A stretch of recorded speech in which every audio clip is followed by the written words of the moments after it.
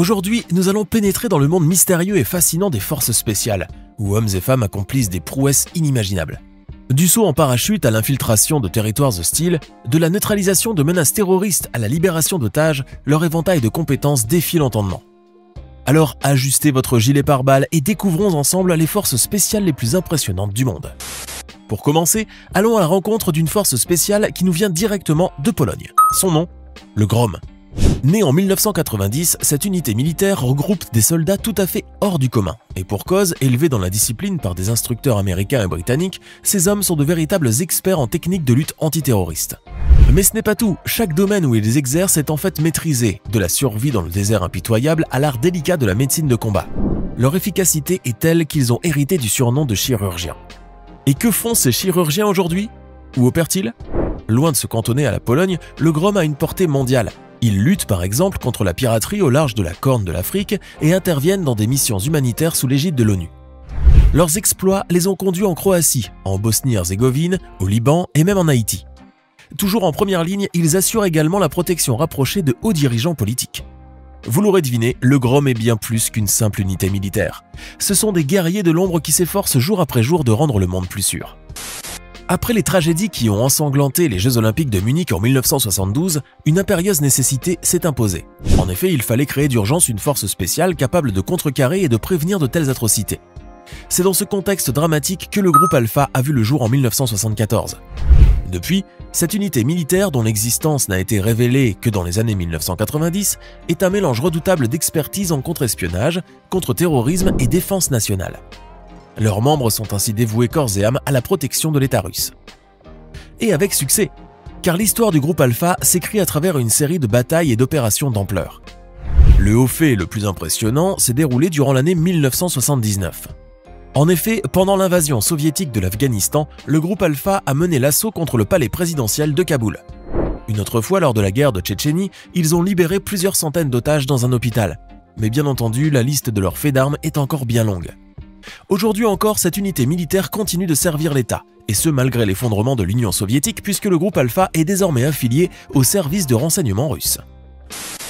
Au cœur d'Israël, il existe une équipe spéciale si secrète que beaucoup de ses citoyens n'en entendent parler qu'une fois qu'ils s'engagent dans l'armée. Son nom est Sayeret Matkal. Ce commando d'élite, créé en 1957, est l'incarnation même de la discrétion et de l'excellence. Ce sont des soldats aguerris et des détectives extrêmement efficaces dont la mission consiste à combattre le terrorisme. Mais ce n'est pas leur seule tâche, en effet ils opèrent aussi des raids de reconnaissance, collectent des renseignements militaires et parfois même ils sauvent des otages à l'étranger. Si leur puissance ne vous évoque rien, sachez qu'ils ont produit certains des dirigeants les plus influents d'Israël. En effet, des figures comme Ehud Barak et Benjamin Netanyahou en sont d'illustres exemples. Mais qu'en est-il de leurs exploits ? Eh bien, cette unité israélienne en a réalisé beaucoup, même si la plupart de leurs activités restent confidentielles. Cependant, certaines missions ont fait la une des journaux du monde entier. Oui, quand le triomphe est grand, il faut que cela soit connu. On peut citer par exemple le raid d'Entebbe dans 1976, plus connu sous le nom d'Opération Tonnerre. Dans ce raid, l'unité a libéré la quasi-totalité des otages présents dans un avion détourné. Une vraie prouesse et qui fait honneur à la réputation de cette figure emblématique de la défense israélienne. Pour ceux qui s'interrogent sur le summum de la compétence militaire, il faut sans doute voir du côté des Navy Seals. Créés en 1962, ces commandos constituent la force principale des opérations spéciales de la marine américaine. Vous vous demandez pourquoi? Eh bien, c'est très simple. L'État américain confie à ses hommes surentraînés ses missions les plus délicates en temps de guerre et sur tous les terrains hostiles. Et le moins qu'on puisse dire est que ce corps d'élite de la marine états-unienne ne rigole pas. Leurs membres sont d'ailleurs des nageurs de combat bénéficiant d'un très haut niveau d'entraînement. En effet, les hommes appartenant aux Navy Seals passent par une sélection draconienne, à tel point que 80% des volontaires ne vont pas au bout de la formation où ils doivent prouver leur capacité à survivre en toutes circonstances. Au programme, plongeons les mains attachées dans de l'eau glacée, quasi-privation de sommeil et 20 heures d'entraînement physique intense pendant une semaine. Et comme vous pouvez l'imaginer, certains n'y survivent pas. Et oui, malheureusement, il y a déjà eu des décès lors de ces formations hors du commun. Pas étonnant donc que les Navy Seals soient considérés désormais comme l'une des forces spéciales les plus puissantes du globe. D'autant plus que ses membres sont du moins redoutables. Déployés au Vietnam, dans le Golfe, en Afghanistan ou en Irak, ce sont eux qui ont traqué et éliminé Ben Laden. De nos jours, ils sont, sans grande surprise, considérés comme des icônes du dépassement de soi, de la force victorieuse et de la maîtrise face au danger, avec comme devise « Le seul jour facile était hier ». Avant de continuer, il est temps maintenant de répondre à la question du jour. Quelle est la devise de la Légion étrangère française? A. Courage et détermination. B. Honneur et fidélité. C. Force et honneur. Réfléchissez bien et écrivez votre réponse dans les commentaires. Vous verrez à la fin de cette vidéo si vous avez eu raison ou tort. Allez, on continue.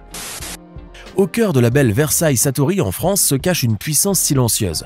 Le groupe d'intervention de la Gendarmerie nationale ou plus simplement le GIGN. Ce nom vous donne des frissons? C'est normal, car cette unité d'élite est parmi les plus redoutées qui soient. Fondé en 1974, le GIGN rassemble des hommes et des femmes d'exception prêts à affronter les crises les plus extrêmes. Leur mission est claire, sauver des vies quitte à sacrifier la leur. Attention, ce n'est pas là une parole en l'air.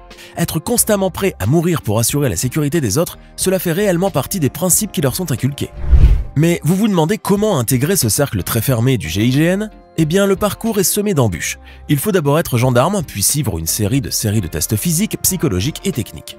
Ceux qui réussissent s'engagent alors dans un entraînement intense qui les prépare à affronter toutes sortes de situations de crise, du contre-terrorisme à la libération d'otages, en passant par la lutte contre le grand banditisme. Mais n'allez pas croire que le GIGN se résume à des muscles.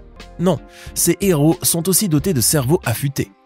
Ils sont formés pour penser vite et bien, pour prendre des décisions éclairées en un clin d'œil, souvent sous une pression énorme. C'est ce qui permet au GIGN d'agir avec une précision chirurgicale, toujours en gardant à l'esprit leur objectif premier, préserver la vie humaine. Comme leur devise le proclame si bien, s'engager pour la vie. Au cœur de l'US Army se trouve une unité d'élite capable d'assurer des opérations coup de poing avec un très faible préavis et dans la plus grande discrétion. Nous parlons ici de la Delta Force, créée en 1977 et considérée comme l'une des unités d'élite les plus redoutables du monde. Dans cette unité, vous ne trouverez que la crème de la crème des forces armées américaines. En effet, ces hommes sont surentraînés, parlent couramment plusieurs langues et sont maîtres du contre-terrorisme. Ce sont d'ailleurs eux qui ont éliminé en 2019 Abu Bakr al-Baghdadi, un terroriste considéré comme responsable de multiples attentats à travers le monde. Toutefois, ce n'est pas là l'unique intervention de cette unité d'élite. Loin de là. Et oui, la Delta Force a en réalité été impliquée dans presque tous les conflits où les États-Unis étaient engagés, avec pour mot d'ordre, secret et efficacité. En effet, leur discrétion est telle que, même lorsque leurs membres tombent au combat, leur unité d'appartenance ne serait en fait pas divulguée. Quoi qu'il en soit, une chose est sûre, la Delta Force demeure l'une des forces spéciales les plus respectées et craintes au monde. Comme le dit le dicton, les actions parlent plus fort que les paroles. Pour la Delta Force, c'est le cas de le dire, leurs actions ont parlé d'elles-mêmes. N'oubliez pas de cliquer ici pour vous abonner si vous aimez cette vidéo et d'activer la petite cloche des notifications, histoire de ne plus rater aucune de nos vidéos. Allez, on continue. Vous n'avez jamais entendu parler du Special Air Service? Eh bien, il s'agit d'une unité d'élite surnommée le SAS. Ces forces de l'armée britannique créées en 1941 est l'œuvre de David Stirling, un officier écossais doté d'un esprit visionnaire. En plein cœur de la Seconde Guerre mondiale, Stirling a eu cette idée audacieuse. Pourquoi ne pas former de petites équipes de parachutistes capables d'opérer derrière les lignes ennemies? Ce serait parfait pour récupérer des renseignements, détruire les avions ennemis, attaquer leurs voies de ravitaillement et de renforcement. C'était une idée risquée, oui, mais elle a tout simplement jeté les bases de ce qui deviendra l'un des groupes de forces spéciales les plus respectés du monde. D'ailleurs, plusieurs facteurs concourent à forger cette impressionnante réputation. Tout d'abord, la sélection rigoureuse et un apprentissage difficile, où il faut survivre en milieu hostile, déployer des tactiques de combat, collecter des renseignements et faire preuve d'une polyvalence parfaite. C'est très dur, mais les soldats peuvent compter sur des équipements de pointe. En effet, l'unité dispose d'un matériel technologique très sophistiqué, l'un des meilleurs au monde, ce qui leur donne un avantage considérable lors des opérations concrètes. Mais ne vous étonnez pas s'il y a beaucoup d'ombre à propos de ces opérations. Et oui, comme pour les autres unités, les membres du SAS sont très discrets. Un silence de plomb règne ainsi autour de cette unité. Mais ne vous y trompez pas, c'est une force puissante qu'il vaut mieux ne pas croiser. Allons maintenant du côté de l'Inde pour vous parler d'une unité spéciale d'élite capable d'opérer sur terre, en mer et dans les airs. Son nom? Les Marine Commandos, plus connus sous le nom de Marcos. Comme vous pouvez l'imaginer, l'entrée dans cette unité militaire n'est pas chose aisée. Les aspirants en Marcos sont recrutés jeunes, généralement dans la vingtaine, et ils doivent outre cela passer par un processus de sélection rigoureux. Eh oui, ce n'est pas à la portée de tout le monde. D'ailleurs, la devise des Marcos, c'est « les rares, les intrépides », ou si vous préférez, peu nombreux, mais sans peur. Cela illustre assez bien l'esprit de ces soldats. Mais une fois la formation achevée, que fait donc un Marcos au quotidien? Eh bien, les missions de ces commandos sont innombrables et extrêmement difficiles. L'action directe, le sauvetage, la surveillance et la reconnaissance, entre autres choses. Efficaces, quel que soit l'environnement, leur capacité à s'adapter à diverses situations fait d'eux une force avec laquelle il faut compter. Mais malgré leur renommée et le respect qu'ils inspirent, la vie d'un Marcos n'est pas faite de gloire et de paillettes. En fait, c'est une vie de sacrifice, d'entraînement implacable et de missions périlleuses. Il faut vraiment aimer son pays pour s'y engager.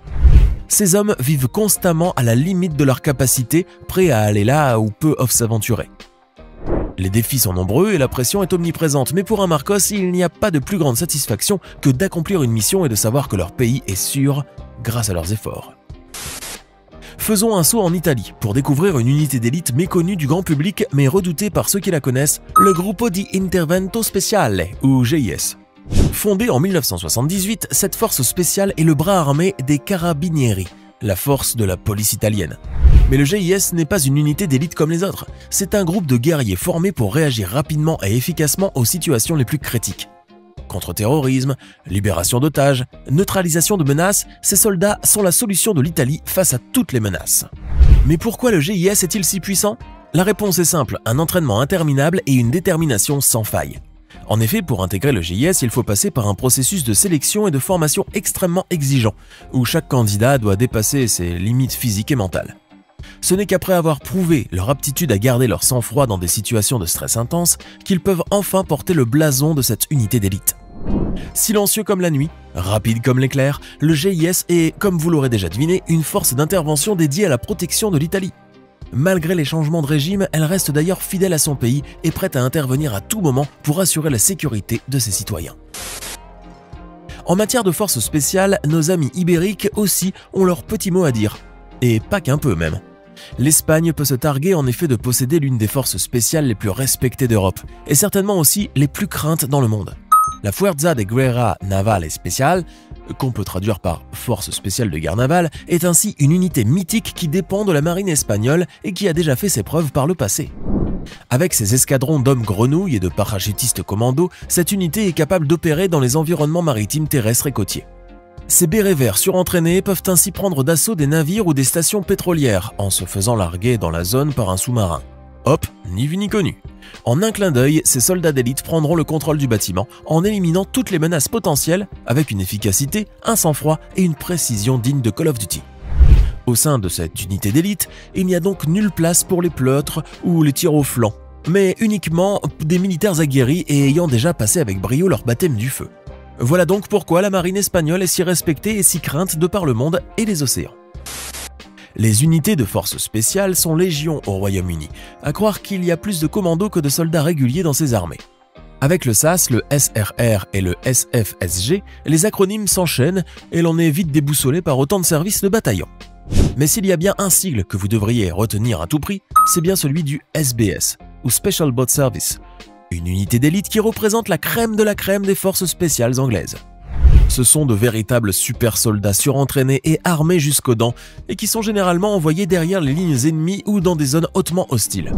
Les unités du SBS sont ainsi systématiquement déployées sur tous les fronts et ne bénéficient d'aucun renfort lorsqu'ils sont en mission.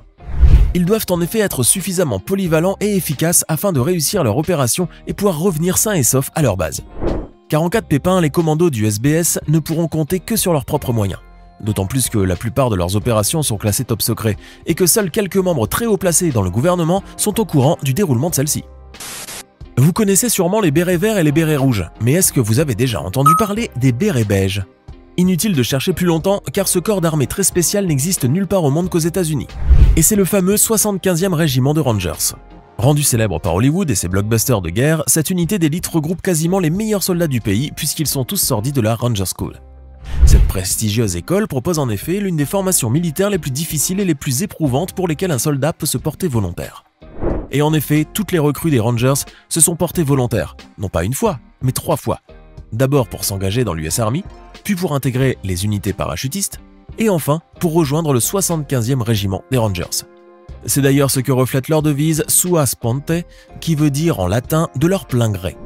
Le 75e régiment des Rangers est donc l'une des rares unités spéciales au monde à n'avoir que des volontaires dans ses rangs, ce qui augmente son prestige et sa réputation au sein des autres troupes. Toujours prêts à intervenir dans les situations les plus critiques et les environnements les plus hostiles, ces soldats d'élite n'ont finalement rien à envier à leurs collègues du Navy Seals. Peu de gens le savent, mais mine de rien, l'armée pakistanaise est la 7e armée du monde au classement global en 2023. C'est aussi la 6e armée mondiale quant aux effectifs, et la 11e en matière de budget, sans compter que c'est aussi une puissance nucléaire. Autant dire que c'est une armée à ne pas prendre à la légère, et avec laquelle il ne faut pas rigoler non plus. Cependant, si vous êtes vraiment à la recherche de meilleures unités pakistanaises, c'est du côté du SSG qu'il faudra vous diriger. Le groupe des services spéciaux est en effet considéré comme une des plus redoutables unités des forces spéciales au monde, une réputation qu'elle est loin d'avoir usurpée. Formés aux différentes tactiques de combat et équipés des technologies de pointe en matière d'armement, ces soldats d'élite peuvent opérer directement derrière les lignes ennemies avec un fort taux de réussite. Cette unité hautement polyvalente peut d'ailleurs être aéroportée comme elle peut être amphibie, car ces soldats doivent être prêts à intervenir par tout temps et sur n'importe quel environnement géographique. Par la terre, les mers ou via les airs, ces unités d'élite apporteront ainsi un déluge de feu et de fer sur les champs de bataille, gare à celui qui osera se mettre sur leur route. Le Canada aussi possède ses propres forces spéciales et croyez-moi, c'est du lourd. La preuve avec la JTF-2 ou Joint Task Force 2, qu'on peut traduire par Force opérationnelle interarmée 2. On devine rien qu'au nom que cette unité d'élite se prend au sérieux et que ses soldats sont de véritables chiens de guerre. Et on aura deviné juste en effet, puisque la JDF-2 réunit les meilleurs soldats du Canada dans cet escadron de la mort, avec pour devise Facta non verba, ce qui en latin veut dire des faits, pas des paroles. Et c'est vrai que ces gars-là en connaissent un rayon sur l'action, puisqu'ils mènent des opérations extrêmement délicates sur tous les coins du globe. Surentraînée et surarmée, cette unité est ainsi capable de mener la lutte sur tous les fronts, aussi bien sur la mer, depuis les terres ou par les airs. Ce qui fait de la JTF-2 une unité de force spéciale de classe mondiale et avec laquelle on ne voudrait certainement pas avoir affaire, surtout si vous êtes du mauvais côté de leur mitraillette automatique. Direction maintenant l'Empire du Milieu, car c'est en République populaire de Chine que l'on retrouve l'une des unités de force spéciales les plus percutantes de toute la planète. Voici donc l'unité de commando Snow Leopard, ou Léopard des Neiges en bon français, une unité tactique de police d'élite spécialisée dans la lutte contre le terrorisme. Ces soldats représentent le must de la soldatesque chinoise, avec des capacités physiques sidérantes et une endurance à toute épreuve. Leur entraînement est d'ailleurs considéré comme l'un, si ce n'est le programme le plus dur et le plus éprouvant qui soit. Leur entraînement physique est en effet pour le moins ahurissant, avec 200 pompes, 200 redressements assis et 100 squats par jour. Les recrues doivent également soulever des haltères très lourdes plus de 200 fois par jour et porter une charge de 35 kg pour une course de fond de 10 km au moins 2 fois par semaine. Une pratique régulière et soutenue de différents arts martiaux et de styles de combat vient compléter ces exercices physiques quotidiennement. Au bout de cet entraînement intensif, les recrues de cette unité se transforment en de véritables super soldats, capables de mettre à terre n'importe quel adversaire littéralement à main nue. Et côté armement et protection, cette unité bat tous les records, puisque le coût total des équipements de chaque soldat est de 48 000 $, soit presque le double d'un marine américain. Tout le monde le sait, l'Allemagne a un bien triste héritage militaire à cause notamment de M. Hitler et de ses acolytes fanatiques du parti nazi. Ainsi, au sortir de la Seconde Guerre mondiale, l'Allemagne fut à jamais interdite de posséder une armée digne de ce nom. Aujourd'hui, les troupes sont intégrées à une force de défense fédérale qui s'appelle la Bundeswehr. Pourtant, même avec si peu d'effectifs et d'équipements, l'armée allemande a réussi à mettre sur pied une véritable unité d'élite de classe mondiale. Le Kommando Spezialkraft, ou KSK, est ainsi le fleuron des forces armées germaniques, avec à son actif plusieurs décorations et récompenses de l'OTAN, des États-Unis et de leurs alliés. Pouvant intervenir partout et sous n'importe quel environnement et climat, ces soldats d'élite n'ont strictement rien à envier aux Navy Seals ou aux SAS britanniques. Mais si cette unité est si spéciale, c'est parce que dans chaque escouade, il y a un expert en armes, un médecin, un ingénieur de combat, un professionnel en communication. Attendez, car ce n'est pas tout. On trouve également un expert en armes lourdes, un en langue et même parfois un psychologue. Et tout ce beau monde forme une unité commando ultra polyvalente, capable à elle seule de changer l'issue d'une bataille. Nos amis autrichiens ne sont pas en reste non plus avec leur unité spéciale surnommée Echo Cobra. Avec un tel nom de code, on se croirait réellement dans le film G.I. Joe, sauf qu'avec une telle unité d'élite, la réalité dépasse bien souvent la fiction. Les 450 hommes qui forment ce groupe d'intervention antiterroriste de la police fédérale sont tous passés par un véritable parcours du combattant avant de pouvoir porter l'emblématique béret marron des Cobras. Et tout comme ce dangereux reptile, ces commandos frappent avec une rapidité et une précision quasi chirurgicale, ne laissant aucune chance à leurs ennemis, ce qui leur a valu une réputation au niveau mondial. Et comme toujours sur votre chaîne YouTube préférée, nous vous avons réservé le meilleur pour la fin avec un corps d'armée d'élite unique au monde et qui nous vient de Danemark. Le Frogman Corps est une force d'opération spéciale maritime danoise, reconnaissable entre mille grâce à son bien curieux accoutrement de combat.